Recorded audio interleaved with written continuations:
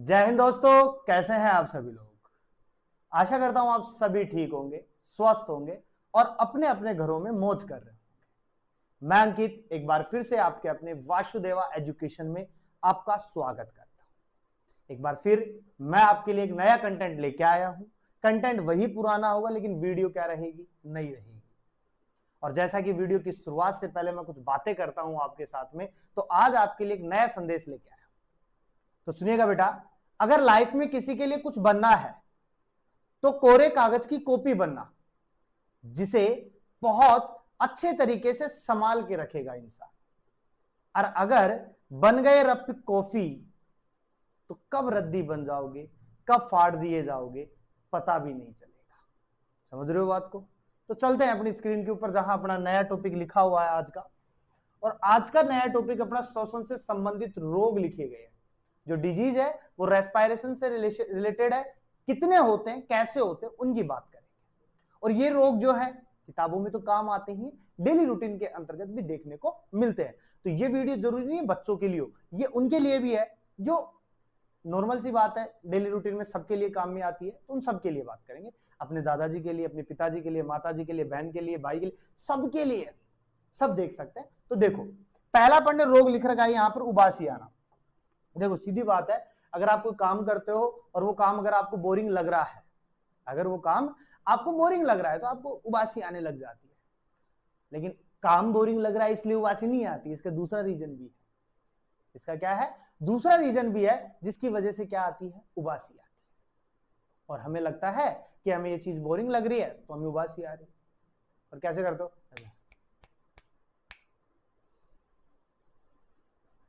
और कई बार क्लास लेते समय जब आप लोग पढ़ रहे होते हो, कोई टीचर अच्छा नहीं पढ़ाता, जैसे मेरी बात कर लो, और जब मैं अच्छा नहीं पढ़ाता हूं तो आप नहीं करने लग जाते, गुरुजी देख, समझ रहे हो बात को। तो ये उबासी आ रही है, किसकी वजह से आ रही है, तो यहां हम सीधी बात लिखेंगे, शरीर में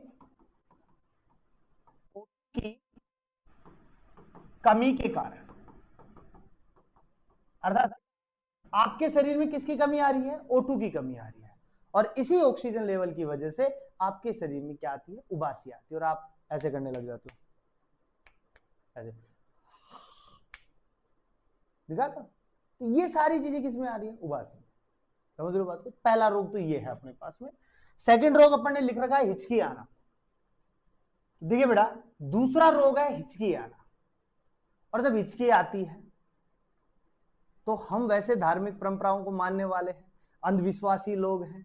और जैसे हिचकी आती तो घर वाले बोलते हैं या अपन को लगता है कि कोई याद कर रहा होगा। और बेचारा नया नया जोड़ा है जो अभी अभी रिलेशन में आया और उसको हिचकी आती है तो जरूर याद कर रहा है, खाना नहीं खाया होगा, बाबू ने खाना नहीं खाया होगा। तो हिचकी उसका नहीं है, हिचकी का मेन रीजन हमारा शरीर है। तो होता क्या है, जब डायफ्राम की पेशियों में क्या होता है, संकुचन होता है या ऐंठन उत्पन्न हो जाती है, ऐंठन उत्पन्न हो जाती है तो उनसे क्या आती है, हिचकी आती है। हिचकी तो अपन ज्यादा मिर्ची खा लेते हैं तो भी आ जाती है, दबाव पड़ता है डायरेक्ट तो क्या होने लग जाती है, ऐंठन उत्पन्न होने लग जाती है, जिससे क्या आती है, हिचकी आती है। तो हम सीधी सी बात लिखेंगे यहां पे, पेशियों में क्या उत्पन्न हो जाएंगी बेटा, ऐंठन उत्पन्न हो जाएंगी, ऐंठन उत्पन्न हो जाती है। और ये ऐंठन आगे जाकर के किसका रूप ले लेती है, हिचकी का रूप ले लेती है। ठीक है, हिचकी मूवी भी आई थी और आपको भी आती होगी, समझ रहे हो बात को। ये सीधी सी बात हिचकी के रीजन है। लेकिन यहां पर किसी प्रकार की याददाश्ती, याद करने वाला ऐसा कुछ नहीं है, केवल क्या है, हमारे शरीर की पेशियों में ऐंठन उत्पन्न होना। तीसरा रोग हमने लिख रखा है, बहुत ही शानदार रोग है और लगभग आप लोगों ने देखा होगा। तो देखो पहले मैं इसकी बातें लिख देता हूं, फिर बात करते हैं इसके ऊपर। तो पहली बात करें, अस्थमा जो है एक प्रकार का एलर्जी रोग है। क्या एलर्जी रोग है, पहली बात। तो दूसरी बात हम क्या कर रहे हैं बेटा यहां पे, तो सिंपल बात समझो कि हमारे शरीर के अंतर्गत जब हमने रेस्पिरेशन पढ़ा था तो कुछ इस प्रकार से हमने पोर्शंस डिवाइड किए थे। ये हमारे पास ट्रेकिया वाला रोल था, ये हमारे पास में क्या आ गई थी, ब्रोंकाई आ गई थी, और यहां से हमने इनका डिवाइडेशन किया है ब्रोंक्यूल्स में। तो हम सीधी बात लिखेंगे यहां पे, ब्रोंकाई व ब्रेंकियोल्स।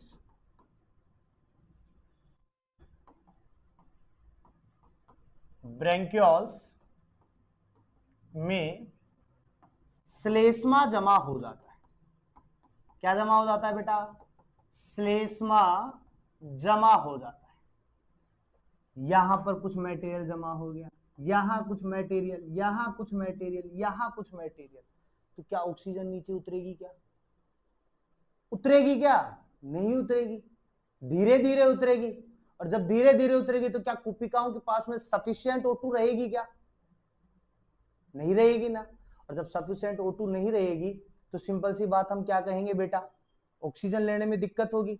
और जब ऑक्सीजन लेने में हम दिक्कत होगी, जब ऑक्सीजन लेने के अंतर्गत इस प्रकार से दिक्कत पैदा होगी, तो फिर आप क्या करोगे बेटा? उसके बाद आप क्या करोगे कि सिंपल सी बात है, आपके शरीर में या आपके फेफड़ों के अंतर्गत कुछ प्रोसेस होगा। प्रोसेस चलेगा कि नहीं चलेगा?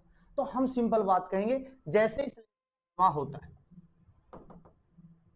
जैसे ही श्लेष्मा जमा होता है तो सिंपल बात क्या लिखेंगे? श्वसन में बाधा उत्पन्न हो जाती है। क्या उत्पन्न हो जाती है बेटा?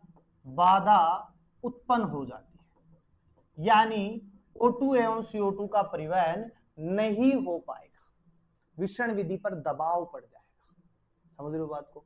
या अब कहो आप सर उपचार के लिए क्या बता सकते हैं कि हमारे पास इसका उपचार? तो देखो, अस्थमा के जो पेशेंट होते हैं, अस्थमा के जो पेशेंट होते हैं तो वो एक पंप काम में लेते हैं और उस पंप को कहते हैं ब्रोंकियोलाइटर पंप। कौन सा पंप कहते हैं? ब्रोंकियोलाइटर पंप कहते हैं। इस पंप के लेने से उनके अंदर कुछ समय के लिए इस श्लेष्मा के अंतर्गत थोड़ा सा संकुचन होता है, जिससे ऑक्सीजन व CO2 का प्रवाह होता रहता है। और एक चीज और है, अस्थमा के जो रोगी होते हैं ना, अस्थमा के जो रोगी होते हैं और जब श्वसन की क्रिया करते हैं तो उनके अंदर खरखराहट, कौन सी प्रोसेस होती है? खरखराहट। और इस खरखराहट की आवाज को, ऐसे खरखराहट की आवाज को केवल वही समझ सकता है जिसके अस्थमा है। और एक नई नवेली दुल्हन भी खरखराहट को समझ सकती है। जब कोई घर में बड़ा होता है और जब अंदर जाता है वो, तो वो क्या करता है? खरखराहट करता है, जिससे उसको लगता है कि हाँ भाई हमारे बड़े आ रहे हैं। तो तुरंत क्या कर लेती है? घूंघट कर लेती है। समझ रहे हो बात को? तो सीधा साधा इंसान भी, सादा बुधा इंसान भी किस में आ जाता है? अस्थमा के पेशेंट बन जाता है जब एक नई नवेली दुल्हन। हम बात करते हैं एम्फाइसीमा या वाक स्फीति पे। तो याद करो, प्रीवियस जो वीडियो थी वो कूपिकाओं पे थी और मैंने कहा था कूपिकाएं जो है वो ऑक्सीजन के परिवहन के लिए या श्वसन के लिए प्राथमिक स्थान रखती है। और सिंपल सी बात है, एम्फाइसीमा के अंतर्गत जो क्षतिग्रस्त होती है वो कौन होती है? कूपिकाएं। क्या आ जाती है? सूजन आ जाती है। और ये जो सूजन है ना, ये किस क्या आती है? एम्फाइसीमा। कूपिकाओं पर सूजन आई तो क्या O2 का प्रवाह हो पाएगा? क्या CO2 का हो पाएगा? क्या नहीं हो पाएगा। और कूपिकाएं जो होती है वो क्षतिग्रस्त हो जाती है। और कई बार कूपिकाओं की बात करें तो ये 1 mm से कम भी इनकी क्या होती है? मोटाई हो जाती है। और जब 1 mm से कम इनकी अगर मोटाई हो जाए तो आप ये मान के चलो कि वहां एम्फाइसीमा देखने को मिल सकता है। क्या देखने को मिलेगा? एम्फाइसीमा देखने को मिल सकता है। क्लियर बात है? इसके बाद में देखो हम बात करें, इसके बाद में हम बात करें नए की। और नया आता है अपने पास में ब्रोंकाइटिस। देखो, ब्रोंकाइटिस के लिए दो नाम याद रखो, ब्रोंकाई व ब्रोंक्योल्स।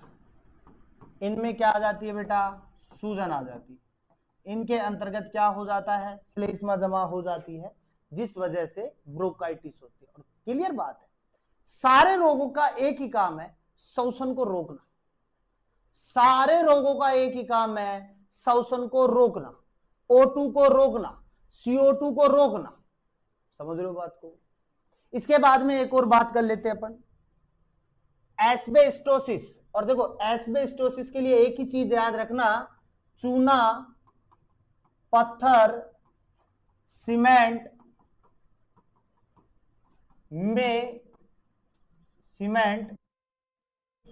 खाद्यान्नों में जो इंडस्ट्री किनका, उनमें काम करने वाले व्यक्तियों में देखने को मिलता है, व्यक्तियों में देखने को मिलता है बेटा। समझ रहे हो बात को? कहने का मतलब यहां पर सीधा सा है कि जब चूना, पत्थर और सीमेंट यहां काम होगा तो क्या होगा, धूल मिट्टी के कण उड़ेंगे और वो धूल मिट्टी के कण कहां जाएंगे, नासिका से होते हुए कहां, फेफड़े में। अब जब फेफड़े में जाएंगे तो वहां जमा हो जाएंगे, तो क्या श्वसन हो पाएगी, क्या ऑक्सीजन का प्रवाह होगा, क्या CO2 का प्रवाह होगा, क्या नहीं होगा। समझ रहे हो बात को? तो इन सब के लिए यहां पर ऐसी दुविधा देखने को मिल जाती है। समझ रहे हो बात को? तो ऐसे रोगों की बात कर सकते। एक चीज और होती है बेटा, याद रखना, हम हमेशा बात करते हैं कि जहां हीमोग्लोबिन का नाम आता है, जहां हीमोग्लोबिन का नाम आता है और हीमोग्लोबिन की बंधुता के लिए, हीमोग्लोबिन की बंधुता के लिए, जुड़ाव के लिए O2 ध्यान में आता है। लेकिन याद रखना, हीमोग्लोबिन की बंधुता O2 से ज्यादा CO के साथ में होती है। CO कौन है, कार्बन मोनो ऑक्साइड के साथ में, कार्बन मोनो ऑक्साइड के साथ। समझ रहे हो बात को? यहां अपन इन रोगों की क्या करते हैं, समाप्ति करते हैं।